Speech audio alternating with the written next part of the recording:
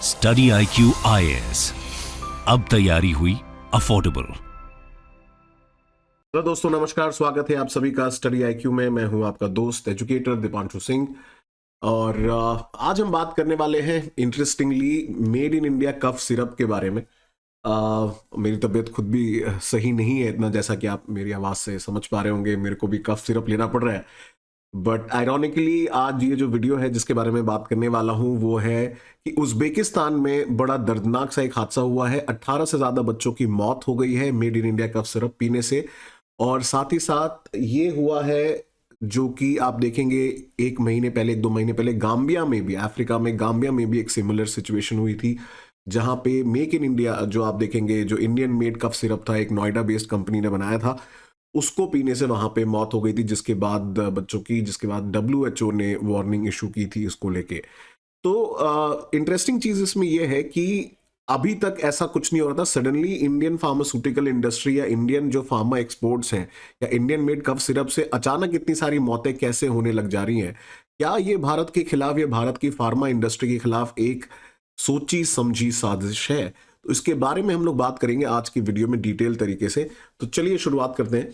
तो पहले इसी साल अगर आप देखेंगे अक्टूबर एंड नवंबर में गाम्बिया में कुछ बच्चों की मौत हो गई इंडियन मेड कफ सिरप की वजह से।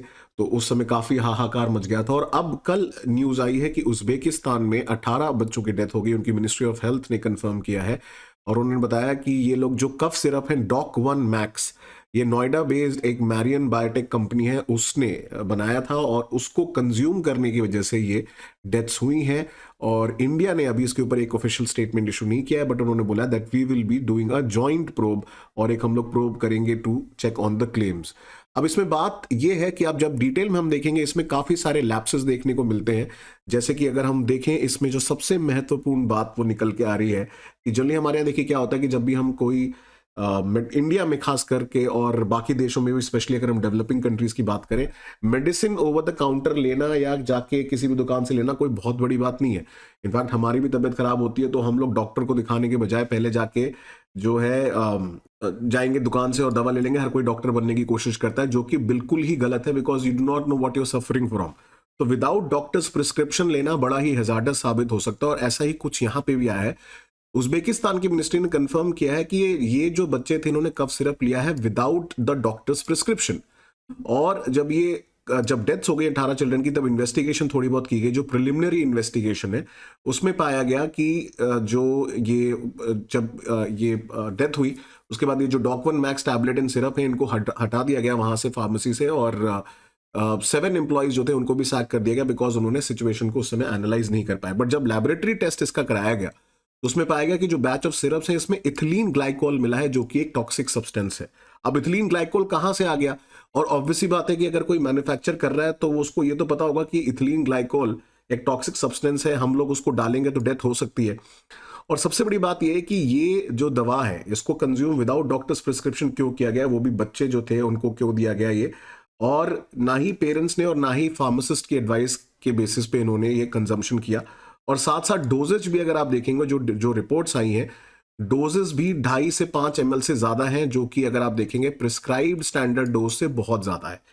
तो ऐसी लापरवाही भी देखने को मिली है। इट्स नॉट दैट कि हो सकता है कि फार्मास्यूटिकल कंपनी की मिस्टेक हो, बट कहीं ना कहीं यहाँ पे लैप्सेस भी देखने को मिल रहे हैं on the point of view कि अगर आप देखेंगे कि जिस तरीके से इसको लेना चाहिए था, डोजेज सही नहीं था, प्रिस्क्रिप्शन डॉक्टर का नहीं लिया गया था, तो ये भी चीजें बाहर उठ के आती है। तो हम इसमें बात करेंगे कि सडनली ऐसा क्यों होने लगा है कि गाम्बिया, फिर उज़्बेकिस्तान, कल को हो सकता है किसी और कंट्री में ऐसा कुछ हादसा हो जाए और वो ब्लेम करेंगे इंडिया को। तो या ये क्या कुछ सोची समझी साजिश है जो इंडिया की जो बढ़ती हुई है, ग्रो करती हुई, बड़ी तेजी से ग्रो करती हुई इंडिया की फार्मास्यूटिकल इंडस्ट्री के खिलाफ एक साजिश है?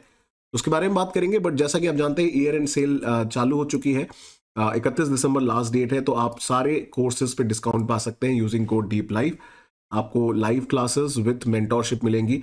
मेरे साथ आपको डेली आंसर राइटिंग प्रैक्टिस, जो मैं सब्जेक्ट पढ़ाऊंगा, करंट अफेयर्स के साथ अपडेटेड होगा। नोट्स मिलेंगे before the notes and after the class के बाद आपको अपडेटेड नोट्स मिलेंगे। साथ साथ सक्सेस इन प्रीलिम्स प्रोग्राम भी आप ज्वाइन कर सकते हैं। इसका बैच 2 लॉन्च कर दिया गया है जिसमें लाइव क्लासेस होंगी। साथ साथ आपको प्रिंटेड मटेरियल, इसमें पहली बार स्टडी IQ जो है दे रहा है, प्रिंटेड मटेरियल आपको प्रोवाइड किया जाएगा। तो ज्वाइंट इंक्वायरी की बात कर दी गई है जो कि कंडक्ट किया जाएगा by the teams of central drug standard control organisation, and जो UP drugs controlling licensing authority है वो उसको करेगी, बिकॉज नोएडा बेस्ड कंपनी है। और एक कैजुअलिटी असेसमेंट रिपोर्ट भी जो है वो भी मांगी गई है उज्बेकिस्तान से। और ये सेकेंड टाइम ऐसा हुआ है जब इंडिया का कफ सिरप न्यूज़ में आया है या स्कैनर के अंदर। जैसा कि आप जानते हैं गाम्बिया में तो काफ़ी बच्चों की डेथ हो गई थी, 70 से ज़्यादा बच्चों की डेथ हुई थी जब वहाँ पे Haryana based made in pharmaceutical की दवा को कंज्यूम किया गया था। तो ये कैसे हो सकता है, मतलब बहुत ही ज़्यादा अजीबोगरीब सा कोइंसिडेंस है कि इथिलीन ग्लाइकोल वहाँ पे भी मिल रहा है, हरियाणा में वाली कंपनी में भी मिल रहा है। दोनों तो सेम प्रोडक्ट यूज करके नहीं बनाएंगे ना, जानते हुए कि हो सकता है ये टॉक्सिक सब्सटेंसेस है। तो इसीलिए अगर आप देखेंगे जब WHO ने वार्निंग इशू करी तो WHO ने जब इसकी लैब ने इसको टेस्ट किया तो उन्होंने unacceptable amounts of diethylene glycol और एथिलीन ग्लाइकोल पाया, जो कि टॉक्सिक है और अक्यूट किडनी इंजरी कर सकता है। अब ये सारा सवाल उठ के आता है कि जो भारत की इतनी बड़ी ग्रोइंग फार्मास्यूटिकल इंडस्ट्री है, जो 2013-14 में 90,000 करोड़ से 103% ग्रो कर गई 1,83,000 करोड़ के आसपास, तो ऑब्वियसली बात है बाकी कंट्रीज को इससे खुशी तो नहीं होगी। स्पेशली कोविड में देखेंगे आपने, प्रधानमंत्री मोदी ने बताया कि India pharmacy of the world है। वर्ल्ड की मेजर कंट्रीज को आप देखें, चाहे वो PPE किट हो, कोविड वैक्सीन हो, चाहे वो आपके जितने भी एसेंशियल मेडिसिन हो, चाहे वो हाइड्रोक्सीक्लोरोक्विन हो, इंडिया ने प्रोवाइड किया और सब देशों को भेजा भी है। साथ साथ अपने देश के लोगों की जरूरत को पूरा करते करते दूसरे देशों को भी हमने एक्सपोर्ट किया। तो ऑब्वियसली चीज है कि यहाँ कुछ तो गड़बड़ हो रहा है जो समझने की जरूरत है। और इसमें कहीं ना कहीं सवाल ये उठता है कि जो इंडिया की ग्रोइंग $42 बिलियन से $50 बिलियन का जो रेवेन्यू है वो ड्रग मैन्युफैक्चरिंग इंडस्ट्री से आता है। 3,000 से ज्यादा फर्म्स ऑपरेट करती हैं और 10,000 से ज्यादा फार्मास्यूटिकल फैक्ट्रीज हैं जो कि जेनरिक ड्रग्स बनाती हैं इंडिया में, जो हम कहते हैं ब्रांडेड मेडिसिन का एक जनरली कॉपीज होता है जो लोअर प्राइस में बिकता है। उसके अलावा ओवर द काउंटर मेडिसिन है, वैक्सीन है।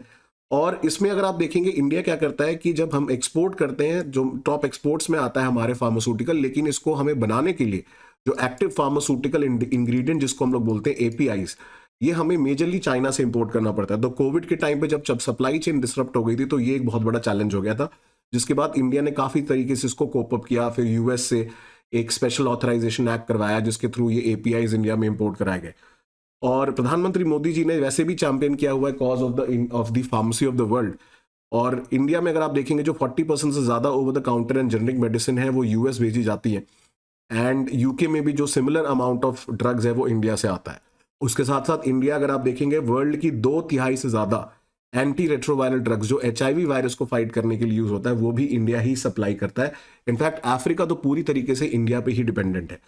और जब अगर हम देखेंगे कि more than 70 people, mostly children, जो सेपरेट आप देखेंगे मास पॉइजनिंग में जिनकी डेथ हो गई थी। और उसके अलावा आप देखेंगे ये कई बार सवाल उठता है कि क्या यहाँ पे इंडिया में रेगुलेटरी लैप्सेस या फिर कोई कॉन्स्पिरेसी है। अगर आप देखेंगे ये मेजर कंट्रीज है जहाँ पे इंडिया का एक्सपोर्ट जाता है फार्मास्यूटिकल का। हो सकता है कुछ केसेस में ऐसा जरूर पाया गया है कि जहाँ पे रेगुलेटरी लैप्सेस रही हैं, मैन्युफैक्चरर्स की गलती। जैसे 2013 में बड़ा फेमस केस है, इंडियन ड्रग मेकर है रैनबैक्सी लैबोरेटरीज, उसको $500 मिलियन का फाइन लगा था US में, क्योंकि जो जेनरिक ड्रग था उसमें उन्होंने गलतियां निकली थी, गड़बड़ियां, खामियां निकाली गई थी।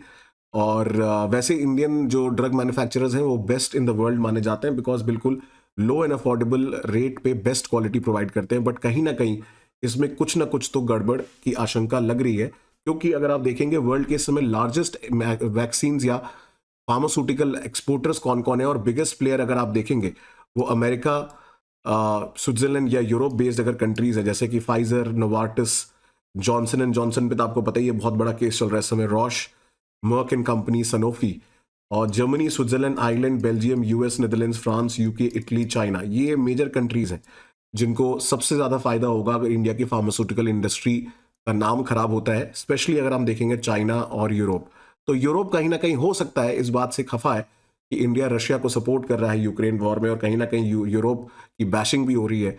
तो कहीं ना कहीं इंडिया की किसी ना किसी इंडस्ट्री को किसी तरीके से अफेक्ट किया जाए। और साथ साथ चाइना में जो हाल है इस समय कोविड का, उसके बाद से काफी सारी इंडस्ट्री वहां से बाहर जा रही हैं, तो चाइना के लिए भी एक मौका है अपनी इस चीज को रीगेन करने का। सो ये चीजें हैं कुछ जो सवाल उठाती हैं कि सडनली ऐसा क्या हो रहा है कि विद इन 1 या 2 महीने में ऐसी डेथ्स हो जा रही हैं जो टॉक्सिक सब्सटेंसेस हैं वो दो अलग अलग जगह मैन्युफैक्चर हुई है। जो कफ सिरप उसमें सेम टॉक्सिक सब्सटेंस पाया गया है, तो कुछ ना कुछ तो एक कॉन्स्पिरेसी की तरफ हिंट करता है। तो दोस्तों ये था आज का वीडियो। आप जरूर मुझे बताइएगा कि आपके क्या विचार है इसके बारे में, और अगर पसंद आया होगा तो जरूर इसको लाइक एंड शेयर करिए। साथ साथ ये यूपीएससी का सवाल आया था, इसको जरूर अटेम्प्ट करें कि कॉमनली फाउंड जो मटेरियल है उसमें कौन कौन से आपको ड्रग्स मिल सकते हैं। तो ऐसे सवाल भी जनरली एग्जाम में आते रहते हैं, इसको जरूर आंसर करें। और साथ साथ आप मेरे इंस्टाग्राम दीपांशु27 सिंह, टेलीग्राम और मेरे वेबसाइट पे मेरे साथ जुड़ सकते हैं। और उसके अलावा जैसा मैंने बताया, आप मेरे से मिल सकते हैं ऑन दी फाउंडेशन बैच। जो फर्स्ट फाउंडेशन बैच है 2024 का लॉन्च होने वाला है, 17,499 रुपये में डीप लाइव कोड यूज करेंगे। और साथ साथ आप मिल सकते हैं मुझे इन SIP प्लस प्रोग्राम जो कि आपका चालू हो गया है, और मैं उसमें मिलूंगा आपको ज्योग्राफी के करंट अफेयर्स के साथ पढ़ाते हुए। ठीक है, चलिए till next time, thank you so much, take care of your health and be safe. तब तक के लिए दोस्तों, जय हिंद। स्टडी IQ IAS, अब तैयारी हुई अफोर्डेबल।